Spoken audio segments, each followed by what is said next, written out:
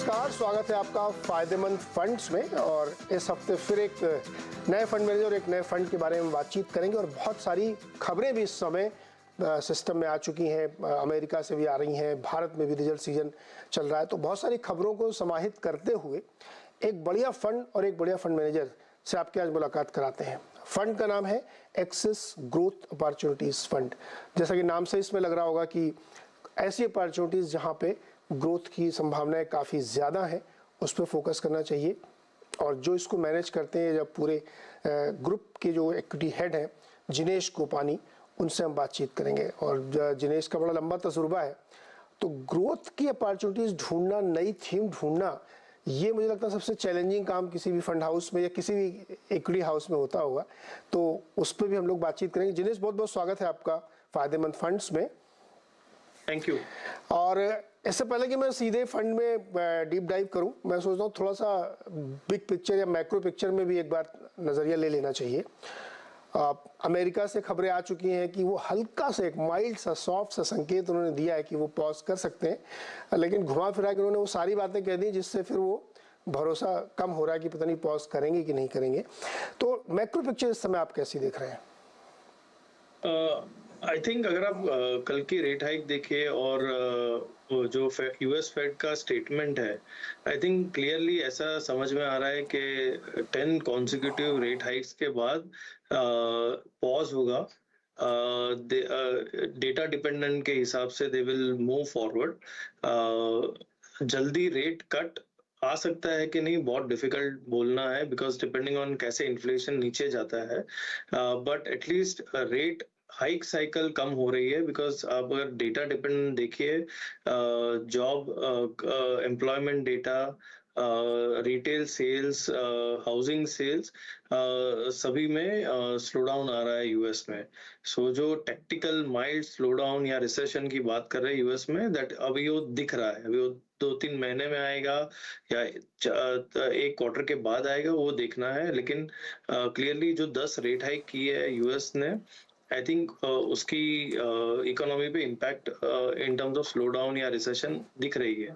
सो macro वो हिसाब से यूएस या डेवलप वर्ल्ड के लिए थोड़ा खराब है, लेकिन for India it becomes a blessing in disguise, because अगर आपका स्लो डाउन आ रहा है तो आपके ऑयल प्राइसेस भी कम हो रहे हैं, which is a very big factor for India. Oil हम हमेशा कहते हैं is a joker in the pack for India. और अगर ऑयल नीचे आता है तो आई थिंक काफी हद तक इंडिया की इन्फ्लेशनरी प्रेशर्स कम हो जाएगी, करेंसी डिप्रिसिएशन होना कम हो जाएगी, एंड ग्रोथ कैपिटल जो जनरली डेवलप मार्केट से आता है वो आने लगेगा इमर्जिंग मार्केट में। सो नेट नेट हमारे लिए काफी बेनिफिशियल होगा अगर ये रेट हाइक खत्म हो जाता है, और होपफुली आफ्टर 3 से 4 क्वार्टर आप रेट कट की बात करने लगे तो। जिनेश, जैसे बहुत सारे लोग अमेरिकी बाज़ारों को देख रहे हैं और अपने बाज़ारों को देख रहे हैं, तो अपना बाज़ार काफ़ी रेजिलिएंट है और बिल्कुल उसी तरीके से रेसिप्रोकेट नहीं कर रहा जैसे अमेरिका में चीज़ें हो रही हैं, वहाँ का मार्केट में जिस तरह से हो रही हैं। वहाँ पे अलग एक बैंकिंग क्राइसिस भी चल रही है। तो नॉट इन एब्सोल्यूट टर्म कि हम डिकपल हो गए हैं, मैं ये बिल्कुल नहीं कहूँगा, कहना भी नहीं चाहिए, लेकिन ऐसा लगता है कई बार कि हम लोग अपनी एक अलग चाल में चल रहे हैं। इंडियन मार्केट, जो अभी कुछ आप फैक्टर्स भी गिना रहे थे, और यूएस अपनी समस्याओं से मुश्किल में फंसा हुआ है। तो क्या हमको ये एक्सपेक्ट करना चाहिए, या ये थ्योरी सही है कि फॉर द टाइमिंग ही सही, लेकिन भारत ने अपने आप को डिकपल कर लिया है? क्लियरली अगर आप देखिए, इंडिया की जीडीपी अभी भी 5.8 से 6% रियल ग्रोथ जीडीपी की बात चल रही है। नॉमिनल जीडीपी ग्रोथ की बात अराउंड 11% चल रही है। सो अगर आप ग्लोबली ग्रोथ साइकिल देखिए जीडीपी का, सो एक्सेप्ट फॉर इंडिया बाकी सब major countries are in a slow down mode. अगर आप यूएस को देखिए, it is getting into tactical mild recession. Europe any which ways थोड़ा स्लो डाउन है because of this war and high inflationary pressures in UK and Europe. और अगर आप China देखिए, clearly China large export trade economy है, and जैसे US slow down हो रहा है उसकी इम्पैक्ट चाइना में ज्यादा दिखेगी versus India. I think India, because it's a domestic consumption driven economy, I think we are in much better shape, and to some extent या यू कैन से अगर FI flow वापस आ जाता है तो then we will decouple from US. अच्छा, currency पे आपका व्यू डॉलर और वीक होगा क्या? Sorry, I could not dollar hear you properly. Dollar index में वीकनेस लगातार दिख रही है, तो क्या आपको लगता है कि और ज्यादा वीक होगा और जिसका फायदा फिर दिखेगा? हो सकता है, पॉसिबल है, क्योंकि जैसे यूएस स्लो डाउन में जाएगा ऑब्वियसली डॉलर वीक होगा, एंड वो हिसाब से आपको ग्लोबली पैसा, होपफुली इमर्जिंग मार्केट में पैसा ज्यादा आ जाएगा. ओके, चलिए अब हम बातचीत करते हैं इस फंड के बारे में जिसके लिए हमने जिनेश को बुलाया है, एक्सिस ग्रोथ अपॉर्चुनिटीज फंड. जैसे इसके नाम से लग रहा है कि ग्रोथ की अपॉर्चुनिटीज कहाँ कहाँ पे बनती दिख रही हैं, ये फंड उसमें जाएगा. तो बहुत बेसिक से हमें समझाइए कि इस फंड का प्रीमाइस क्या है और प्रॉमिस क्या है. अगर आप फंड की स्टाइल देखिए, क्लियरली ग्रोथ, जैसे नाम है access growth opportunities fund, idea है कि buy best growth companies in India.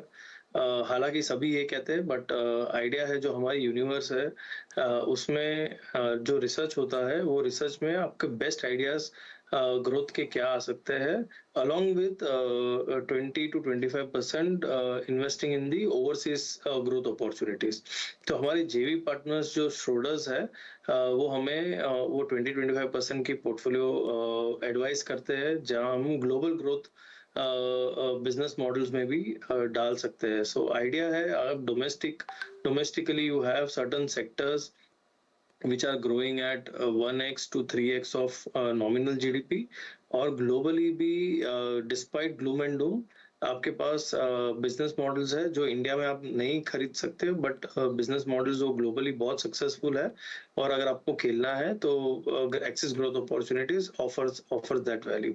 So basically it is about capturing growth across sectors and across markets, I would say, and the idea is to maximize returns for the investors by having into best quality companies, governance wise strong होनी चाहिए, और वो management दूसरे companies के हिसाब से ज्यादा growth की हंगर रखता हो. सो वो हिसाब से हम देख रहे हैं. So best management who can execute on ground much better than the others, and ultimately ROE और cash flow जनरेट करे इन्वेस्टर्स के लिए. आपने कहा कि डोमेस्टिक और as well as the across markets, across the globe, तो ग्लोबल ग्रोथ में आप कहाँ अपॉर्चुनिटीज देख रहे हैं, या किस किस थीम पे आप बेट कर रहे हैं?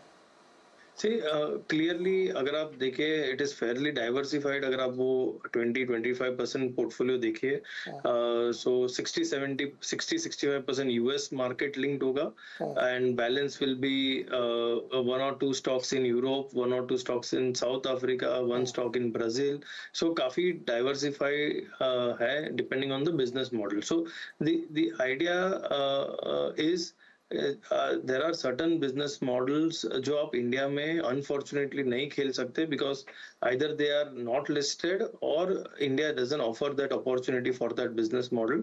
वो आप globally खरीदे, and because we have a strong joint venture partner Schroders who have strong presence across the globe, they really help us give those ideas. So जो business models इंडिया में खेलने लायक नहीं है या खेल नहीं सकते, we are playing through that.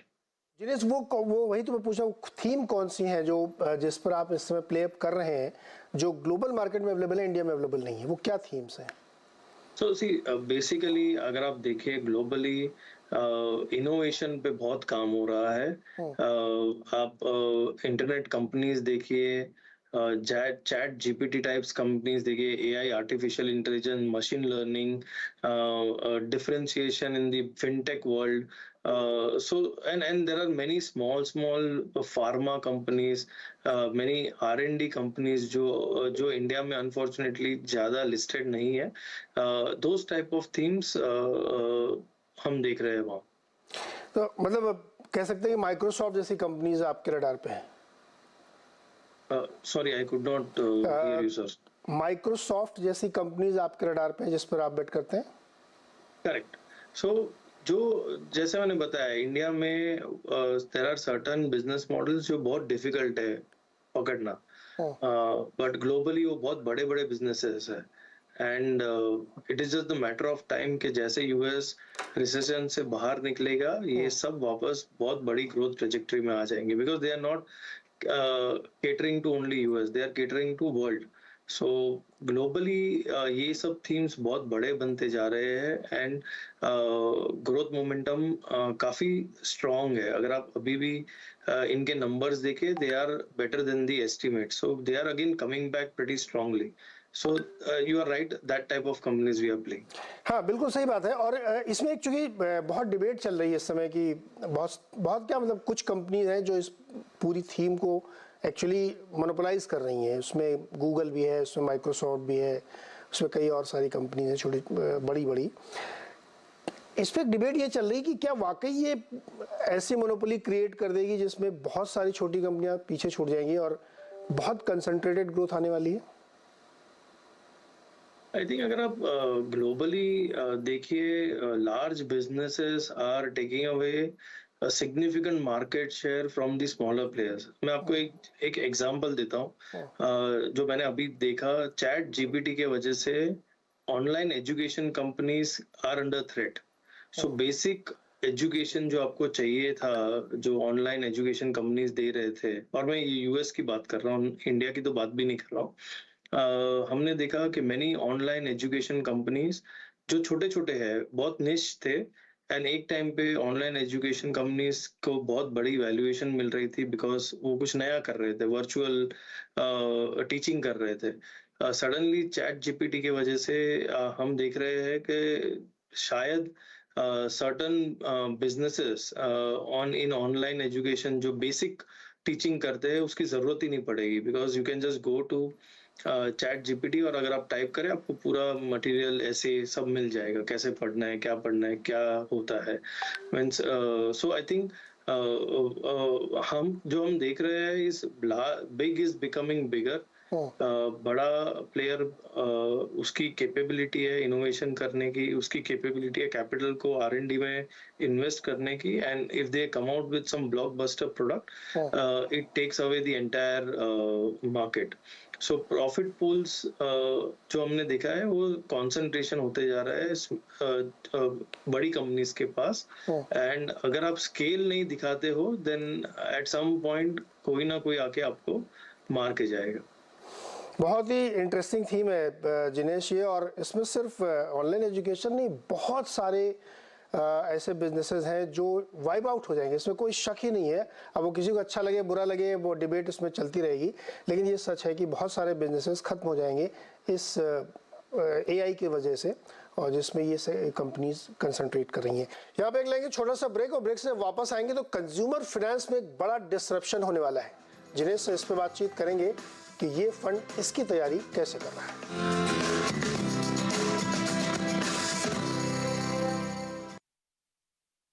पता है, लोग अक्सर मुझसे पूछते हैं कॉल सेंटर का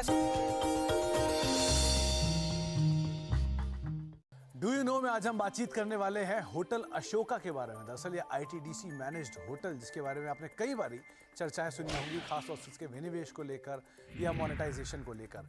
लेकिन कुछ इंटरेस्टिंग फैक्ट की अगर बात की जाए तो दरअसल इस होटल का नाम जो है वो अशोका द ग्रेट के नाम पर रखा गया था, इसलिए द अशोका पहले इसका नाम था, बाद में अशोक कर दिया गया.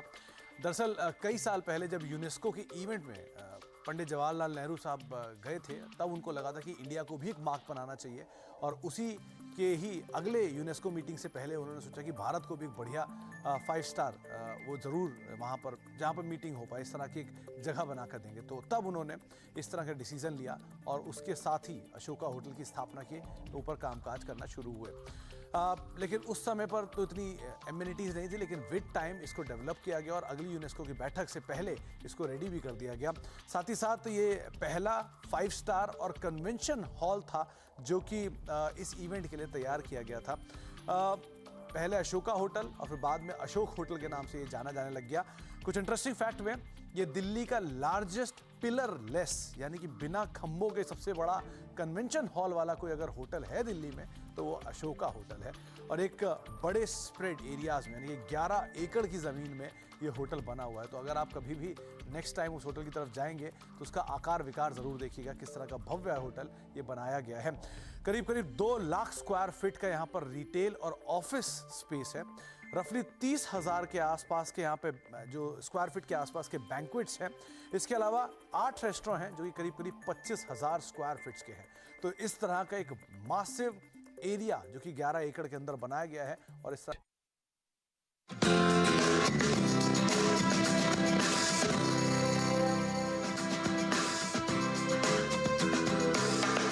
स्वागत है एक बार फिर से आपका फायदेमंद फंड्स में। और आज हम बातचीत करें एक्सिस ग्रोथ अपॉर्चुनिटीज फंड के बारे में, और जिनेश गोपानी से चर्चा हो रही जो इस फंड को मैनेज करते हैं।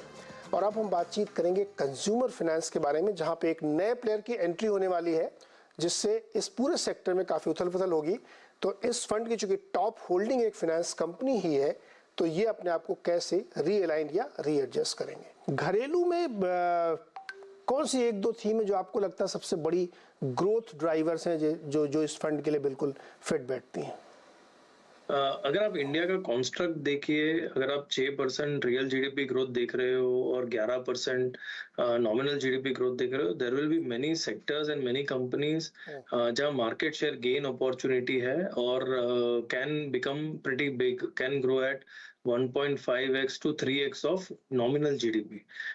Clearly, उसमें retail finance is a very big sector.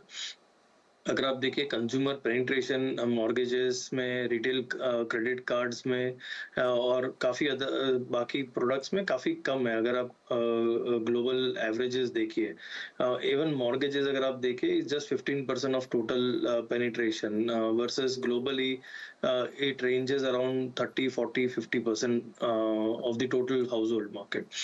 So consumer finance, retail finance बहुत बड़ी अपॉर्चुनिटी है अगर वो कंपनीज अच्छे से प्ले करती है। एसेट क्वालिटी अगर आप देखिए बहुत बढ़िया है after coming out of Covid. Most of the companies जिन्होंने नंबर्स आए हैं, आई थिंक एसेट क्वालिटी बहुत ही स्ट्रांग है थैंक्स टू सिबिल डेटा। आज डेटा का जो यूज हो रहा है, डेटा एनालिटिक्स के हिसाब से आपको बहुत अर्ली वार्निंग साइंस मिलते हैं इन टर्म्स ऑफ कहाँ डिफॉल्ट, कौन से रीजन में, कौन से सेक्टर में कहाँ डिफॉल्ट आ रहा है, कहाँ जॉब क्रिएशन कम हो रही है। So I think data analytics के वजह से आपको एसेट क्वालिटी में बहुत डिफरेंस देखने मिल रहा है, which is good in a way for the company.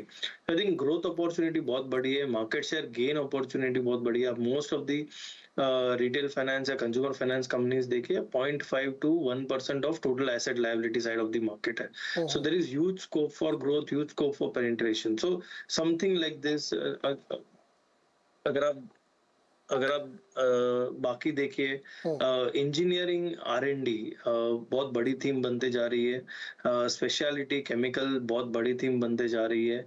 I think clearly China+1 में स्पेशलिटी केमिकल्स विल बेनिफिट। थोड़ी लॉन्ग टर्म है but that is how we feel that ये सब में अगर आपके पास टैलेंट है, मैन पावर है, कैपिटल है और एग्जीक्यूशन कैपेबिलिटी है, तो then opportunities growing very very significantly. So renewables एक बड़ी थीम बनते जा रही है ग्रोथ उस साइड पे, इलेक्ट्रिक व्हीकल EV थीम बड़ी बनती जा रही है। So I think mix and match है, एग्जिस्टिंग कंपाउंडर्स भी है आपके पास और न्यू कंपाउंडर्स भी आ रहे हैं। जिनेश, जैसे कि हम लोगों ने भी बात की कि चैट जीपीटी एग्जाम्पल था, एआई की वजह से दुनिया में एक बहुत बड़ा डिसरप्शन आ रहा है बहुत सारी इंडस्ट्री में। वैसे ही भारत में जैसे एक पेंट इंडस्ट्री में एक बड़ा डिसरप्शन किया, नए बड़े दिग्गज प्लेयर आने की वजह से पुराने प्लेयर थोड़े से हिल गए और अब वो कैपेक्स स्ट्रेटजी के थ्रू और ज़्यादा से ज़्यादा लेवरेज लेने की वजह से अपने आप को सेफ गार्ड करते दिख रहे हैं। वैसे ही retail finance, consumer finance industry में भी एक तो बहुत सारे प्लेयर हैं, ऊपर से जाइंट प्लेयर्स के आने की एंट्री होने वाली है। उसके वजह से पूरे सेक्टर में एक रिजिक की अनुमान संभावनाएं तमाम ब्रोकरेज रिपोर्ट्स में बताई जा रही कि ये सेक्टर अगेन बहुत होगा। तो चूंकि आपकी होल्डिंग्स इसमें काफ़ी वेटेज रखते हैं कई सारे बड़े दिग्गज प्लेयर, क्या ये एक ऐसा सेक्टर है जहां पे आपको रीथिंक करना पड़ेगा स्ट्रेटजी वाइज, क्योंकि बहुत बड़े चेंजेस आने की तैयारी है और जिस डेटा एनालिटिक्स के दम पे सारा कुछ हो रहा है, तो जो न्यू एंट्रेंट है उनके पास यही उनकी सबसे बड़ी स्ट्रेंथ है कि उनके पास हैंडी सब कुछ है। तो क्या आप इस पर रीथिंक करेंगे अपनी टॉप होल्डिंग्स के बारे में? सी क्लियरली अगर आप इनोवेशन में जा रहे हो तो थ्रेट भी काफी ज्यादा होती है, बिकॉज टेक्नोलॉजी अगेन जैसे आपने बताया can disrupt also very quickly, so you have to be on guard.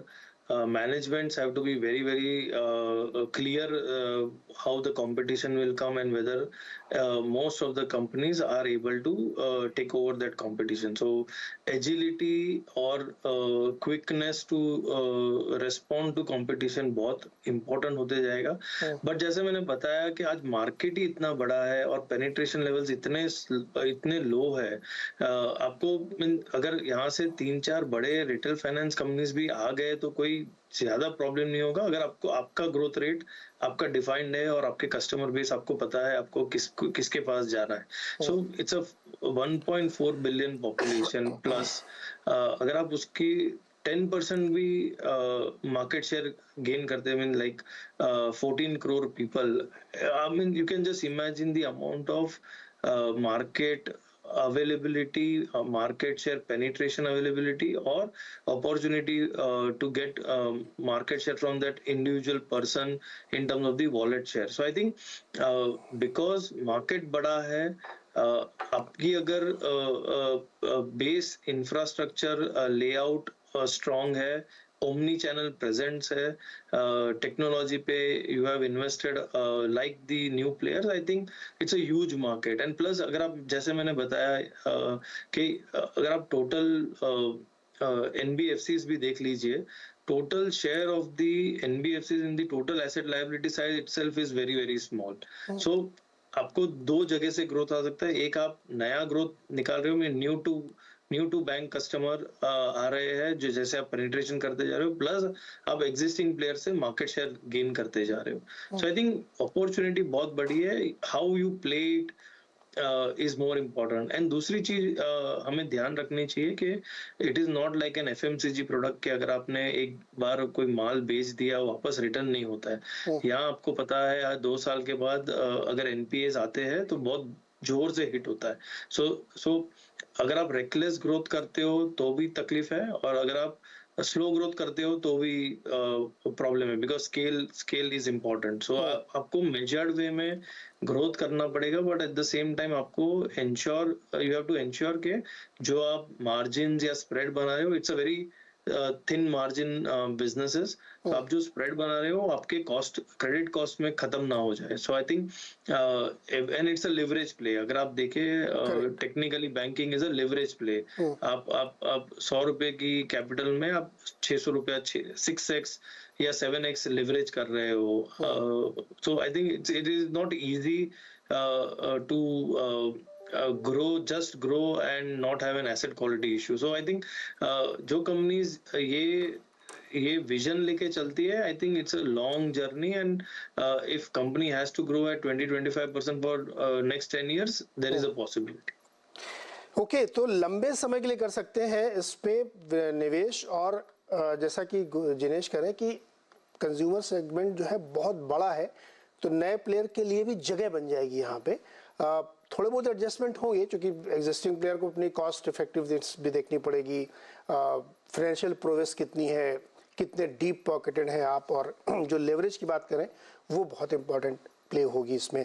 तो ये सवाल इसलिए मैंने रखा था क्योंकि ये टॉप होल्डिंग है इस फंड की, तो वहाँ पे क्या असर पड़ सकता है इस पे बातचीत की हमने. साथ ही एक जो नई थीम दुनिया में चल रही है उसको इस फंड में बहुत अच्छे से कैप्चर किया जा रहा है, जिसका एक उदाहरण है आर्टिफिशियल इंटेलिजेंस, और उसके जो दिग्गज प्लेयर हैं उसको इस फंड में रखा गया है। जिनेश, बहुत शुक्रिया जुड़ने के लिए और बहुत अच्छे से एक्सप्लेन करने के लिए कि जो लोग ग्रोथ की अपॉर्चुनिटीज नहीं देख रहे हैं और जिनको लगता है कि एआई एक नई थीम हो सकती है, कंज्यूमर फाइनेंस एक नई थीम हो सकती है, उनके लिए एक बहुत अच्छा ये फंड है जहाँ पे वो पैसे लगा सकते हैं। आप लोग पढ़िए, इसको जानकारी हासिल करिए, सब कुछ अवेलेबल है फ्रीली, और आपने इंटरव्यू सुनाई, सारी बातें इसमें क्लियर है। बहुत बहुत शुक्रिया हमारे साथ जुड़ने के लिए। अगले हफ्ते फिर किसी नए फंड मैनेजर और एक नए फंड से बातचीत।